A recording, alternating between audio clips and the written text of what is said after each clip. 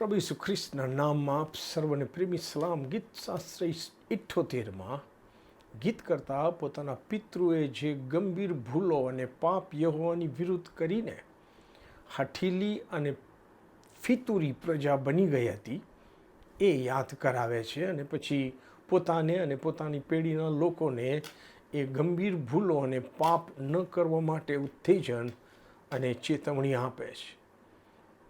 એ કહે છે કે તેઓ ઈશ્વરના કૃત્યો તથા ચમત્કારો ભૂલી ગયા હતા. તેઓએ ઈશ્વરનો કરાર પાડ્યો નહોતો અને તેમના નિયમ પ્રમાણે તેઓએ વર્તવાની ના પાડી દીધી હતી. મિસરની ગુલામીમાંથી યહોવાએ આશ્ચર્યકારક કૃત્યો કરીને તેઓને છોડાવ્યા. સમુદ્રના 2 ભાગ પાડીને તેઓને પાર ઉતાર્યા. દિવસે મેઘસ્તંભ અને રાત્રે અગ્નિસ્તંભના પ્રકાશથી તેઓને દોર્યા અને ખડકમાંથી પુષ્કળ પાણી કાઢીને તેઓને પાયું. તો પણ તેઓએ પાપ કરીને ઈશ્વર વિરુદ્ધ બંડ ચાલુ રાખ્યું અને ઈશ્વરની પરીક્ષા કરીને ખોરાકની માંગણી કરી. કલમ 22માં લખે છે કે તેઓ ઈશ્વર પર વિશ્વાસ કર્યો નહીં અને તેમના તારણનો ભરોસો રાખ્યો નહીં. તો પણ ઈશ્વરે આકાશના દ્વાર ઉઘાડીને તેઓને માન્નાથી તૃપ્ત કર્યા.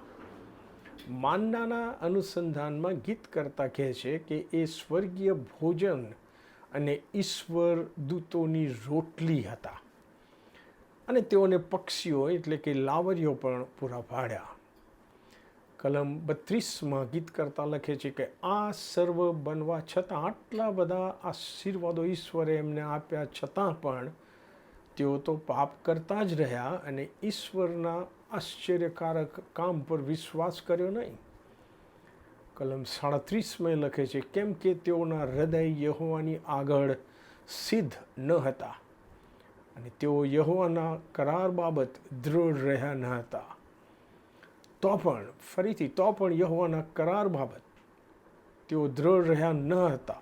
તો પણ યહોવાએ તેમની પર પોતાની રેમ નજર રાખી હતી અને એમનો નાશ કર્યો નહીં.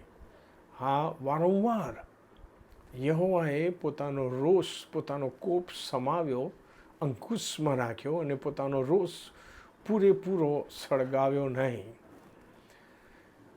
ગીતશાસ્ત્ર 78 આપણને પડકાર આપે છે કે ઈશ્વરની ભલાઈ અને ઈશ્વરની જે કૃપા છે આપણા પ્રત્યે, આપણા પાપના પ્રમાણમાં વર્તતા નથી, આપણા અન્યાયના પ્રમાણમાં બદલો આપતા નથી, એ દયા અને કૃપાનો આપણે દુરુપયોગ ના કરીએ.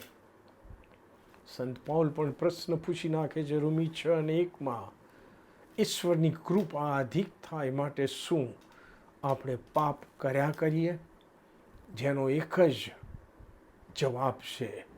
સંત પૌલ કહે છે કે ના, એવું કદી ન થાવ.